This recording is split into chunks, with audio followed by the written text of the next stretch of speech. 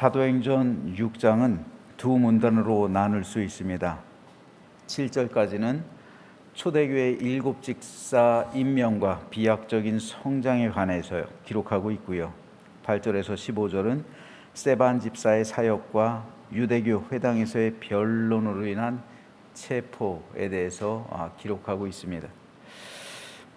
오늘은 먼저 1절 말씀을 좀 보겠습니다. 그때 제자가 더 많아졌는데 제자의 수가 더 많아졌다는 거예요. 더 부흥하고 성장해가지고 예루살렘 교회가 꽉 찰 뿐 아니라 넘치게 될 정도로 많아졌음을 의미합니다. 그런데 헬라파 유대인들이 자기의 과부들이 매일의 구제에 빠짐으로 히브리파 사람을 원망했다 기록하고 있습니다. 우리는 초대교회를 가장 완전한 교회라고 생각을 합니다. 맞는 말이죠. 하지만 초대교회조차 완전하지는 않았어요. 가장 이상적인 교회의 롤모델로 초대교회를 치잖아요. 그래서 초대교회로 돌아가자, 초대교회처럼 되자라는 것이 모든 교회가 가지고 있는 꿈이잖아요. 그런데 그런 초대교회조차 완전하지가 않았단 말이에요. 왜요? 오늘 보면 1절에 보면 원망이라는 단어가 나와요. 그 성령으로 충만했던 초대교회, 그 모든 것을 갖추었던 초대교회, 12사도가 함께 목회를 했던 초대교회, 그 능력과 권능과 생명과 구원과 헌신, 충성, 봉사 모든 것이 다 갖추어졌던 그 초대교회, 특별히 성령 하나님께서 직접 임재하셔서 성령의 능력이 나타났던 그 초대교회에서도 원망이란 단어가 등장해요. 교회 내에서 다른 사람들에 대해서 원망하고 불평했다는 말입니다. 우리가 천국에 가지 않는 이상, 천국에서 완전한 그 삶을 살아가지 않는 이상 이 세상에서는 완전한 교회가 없음을 보여주고 있습니다. 초대교회가 그 교회에서조차 원망과 불평이 있었다면 오늘날 우리네 교회들은 어떻겠어요? 어쩌면 원망과 불평의 문제가 당연히 있겠지 이렇게 생각하는 것이 마음 편할 겁니다. 그런데 문제는 원망과 불평이 없을 수는 없지만 어떻게 그 문제를 마주하고 해결하느냐에 달린 겁니다. 여기서 지도자와 교회의 역량이 나오는 거예요. 초대교회에서 성도들이 서로에 대해 원망과 불평으로 반목한 사실은 사도들에게 있어서 큰 부담이 되었어요. 그래서 그들은 한 가지 결단을 내리게 됩니다. 그것은 사도들 자신들에게 집중돼 있던 권한을 나누어주는 일이었어요.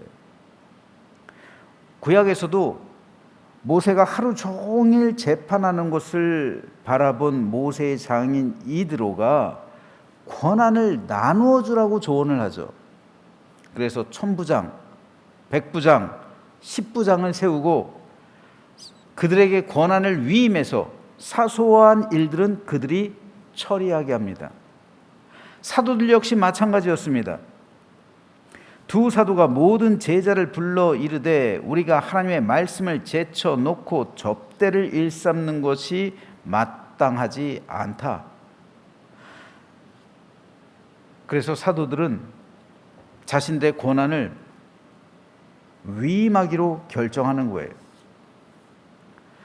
사도들이 말씀 전하는 것만으로도 시간이 모자르고 벅찬데 거기에다 주방에까지 가서 오늘 식사 공개는 누구를 해야 되고 접대받을 자격이 있는 성도는 누군지 파악하고 기타 교회 내 잡다한 업무까지 다 관장하다 보니까 모든 것을 신경 쓸 수가 없는 거예요.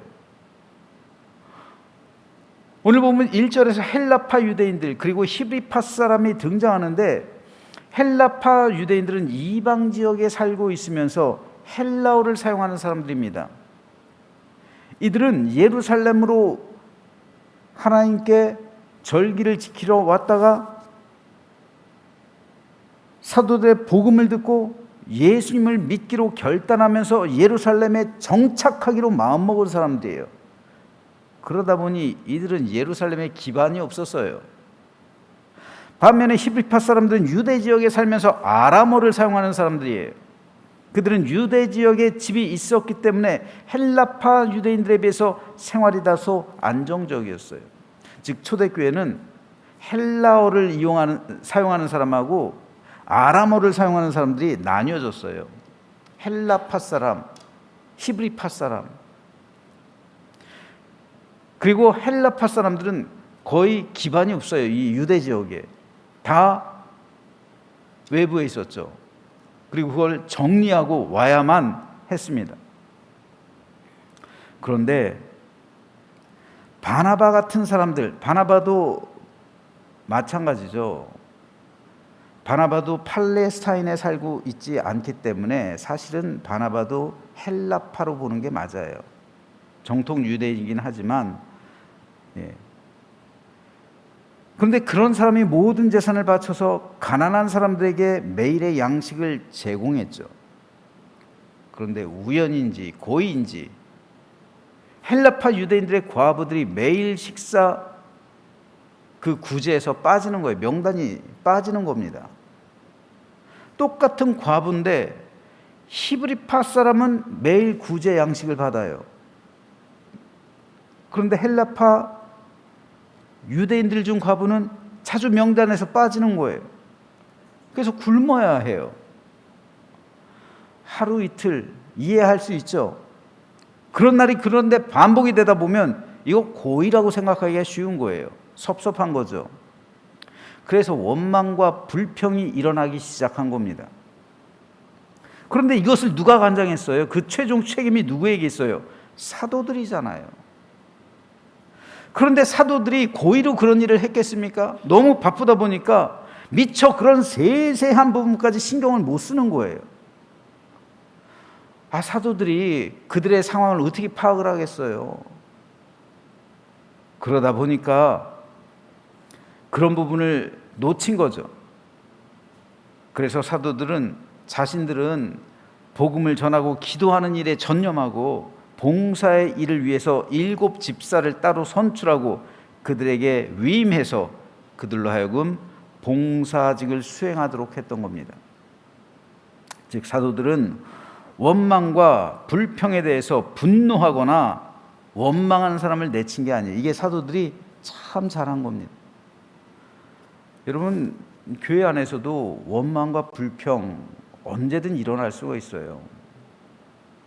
그래서 사도들에게 하는 것처럼 사도들이 얼마나 공격을 당했겠어요. 우리말 성경에서는 그냥 원망이라고 했지만 그 안에서 얼마나 공격을 받았겠어요. 그랬을 때 사도들이 그 권위로 누를 수 있잖아요. 그렇죠? 누를 수 있어요. 어디서 대드냐고. 주기 싫으면 나가야지. 이런 식으로 그럴 수 있어요. 그랬다면은 초대교회가 어떻게 됐을까요? 그랬다면 초대교회가 바로 설 수 없었을 겁니다. 그런데 사도들은 그들을 내친 것이 아니라 오히려 그들을 이해합니다. 그리고 그들의 의견을 받아들이는 거예요. 그래서 무엇이 잘못됐나? 왜 이런 원망을 하나? 왜 이런 불평이 있나? 우리들이 뭘 고쳐야 하나? 이걸 받아들인 거예요. 그래서 더 나은 쪽으로 발전시켰던 겁니다. 바로 이것이 리더들이 갖춰야 할 겸손이에요. 완전한 리더는 없습니다. 완벽할 수가 없어요. 모두 부족한 면들이 있습니다. 그런데 그 부족함을 채우기 위해 동역자가 필요한 거잖아요. 그래서 사도들에게는 일곱 집사라는 위대한 동역자들이 생겼어요. 결과적으로 예루살렘 교회는 이전보다 더 탄탄해지고 여물어 간 겁니다. 저는 저와 여러분 역시 이런 아름다운 관계가 되기를 소망합니다. 저도 부족한 게 많죠. 그런데 이 부족한 면을 바라보면서 원망하고 비난하는 것이 아니라 채워준다면 하나님 나라가 온전히 세워질 겁니다. 저는 특별히 새벽 예배에 참여하는 여러분이 저에게 그런 동역자요, 사랑받는 존재가 되어주시기를 주님의 이름으로 부탁드립니다. 결과적으로 사도들은 자신들의 권한을 위임할 집사들을 7명 선출하죠.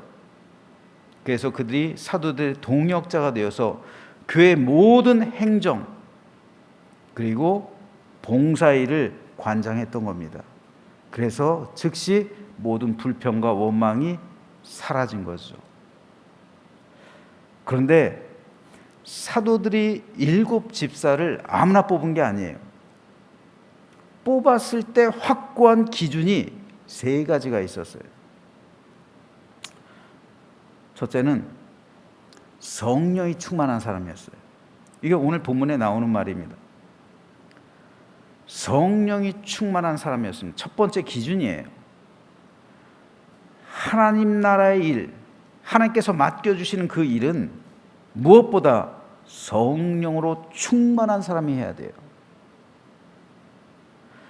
하나님 나라의 일은 세상 지식과 능력으로 되는 게 아닙니다. 하나님께서 스가랴 선지자에게 이렇게 말씀하셨잖아요. 그가 내게 대답하여 이르되 여호와께서 스룹바벨에게 하신 말씀이 이러하니라. 만군의 여호와께서 말씀하시되 이는 힘으로 되지 아니하며 능력으로 되지 아니하고 오직 나의 영으로 되느니라. 지난번 스가랴 말씀 때 살펴봤잖아요.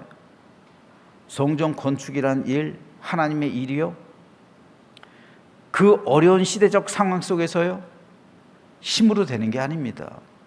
사람의 능력으로 되는 게 아니에요. 오직 하나님의 영으로 되는 거예요.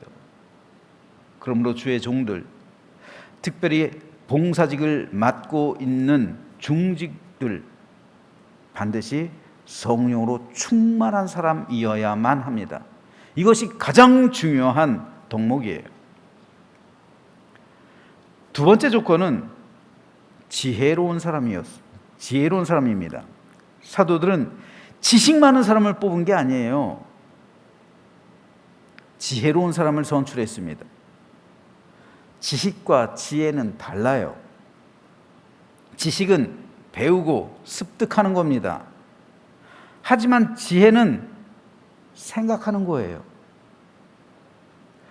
지식은 일방적일 때가 많아요. 그래서 지식이 많은 사람은 가르치는 데 적합해요. 하지만 지혜는 깊이 생각하는 겁니다. 구제하는 일이 좋은 일이라 할지라도 혹 구제하는 과정 가운데 다른 사람의 마음을 섭섭하게 하지는 않고 있는지 생각하는 거예요. 그리고 원망과 불평 없이 구제받는 모든 이들이 행복할 수 있도록 배려하는 거예요. 그래서 사도들은 지혜로운 사람들을 선출한 거예요. 지식이 많은 사람을 선출한 게 아니라 지혜로운 사람을 선출했다고요. 지혜로운 사람만이 교회를 조화롭게 만드는 거예요. 지혜로운 사람만이 자신의 일을 하는 가운데 누구도 상처받지 않고 모든 교회에서 성도들이 행복하고 기쁨이 넘치는 공동체로 만들 수 있는 겁니다. 그래서 지혜로운 사람을 선택했어요. 마지막 세 번째 조건은 칭찬받는 사람입니다. 초대교회가 세상 사람에게 칭송을 받을 때 부흥하고 성장했잖아요. 마찬가지로 교회 안에서 칭찬받는 사람이 리더가 돼야 교회는 부흥하고 성장하는 거예요. 칭찬받는 사람. 열심인데 칭찬받지 못하는 사람이 있어요. 그렇죠. 참 열정적으로 하는데 칭찬받지 못해요. 그럼 리더가 되면 안 돼요. 왜요? 부딪혀요. 칭찬받아야 돼요. 다른 사람에게 칭찬받아야 됩니다. 이 칭찬받는다는 게 하나님께 칭찬받았다는 거예요? 사람들에게 칭찬받았다는 거잖아요. 바나바처럼요. 사람들에게 칭찬받는 사람이 리더가 돼야 사람들을 통솔할 수가 있는 거예요. 칭찬한다는 것은 인정한다는 거예요. 그 사람의 지위에 기꺼이 따르겠다는 거잖아요. 근데 칭찬받지 않으면 내가 인정하지 않겠다는 거예요. 그러니까 그 사람의 지위에 따를 수가 없으니까 불협화음이 나올 수밖에 없는 거예요. 그러니까 칭찬받는 사람을 7명 선출했다는 거예요. 이렇게 3가지 조건. 성령이 충만하고 지혜롭고 칭찬받는 사람. 그 7을 선택했습니다. 그랬을 때 그 7명이 초대교회를 아름답고 화목하고 행복한 공동체로 만든 거예요. 실제로 스데반이나 빌립과 같은 이 사람들은요, 사도들 못지않은 능력과 표적과 기사를 행해요. 저는 저와 여러분 모두가 이 3가지 덕목을 갖춘 하나님의 백성들 되기를 주님의 이름으로 축복합니다. 이 3가지가 있어야 돼요, 우리에게. 그래야 하나님의 교회를 온전하게 이끌 수가 있는 겁니다. 그래서 성령으로 늘 충만한 삶을 살아가며 지혜롭게 나에게 맡겨진 사명 잘 감당하고 모든 이에게 칭찬받는 사람이 되어서 우리 교회를 온전히 세우고 하나님 나라를 위해 충성할 때 하나님께서 우리를 위해 큰 상급을 하늘에 준비하고 있음을 기억하면서 7 집사들처럼 하나님의 좋은 종들이 되는 저와 여러분 되시기를 주님의 이름으로 축원합니다.